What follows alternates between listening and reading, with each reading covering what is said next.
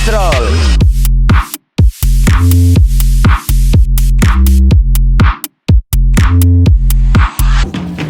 Assalamualaikum dan salam sejahtera. Kami di sini ada menyediakan, membaiki, menjual alat ganti, aksesori, engineering dan modifikasi motosikal. HRM Moto ini bertapak di Pekan Kutatan. Kami menjemput Anda untuk melawat kedai motosikal kami untuk tawaran hebat dan perkhidmatan profesional kami. Jom datang ke HRM Moto.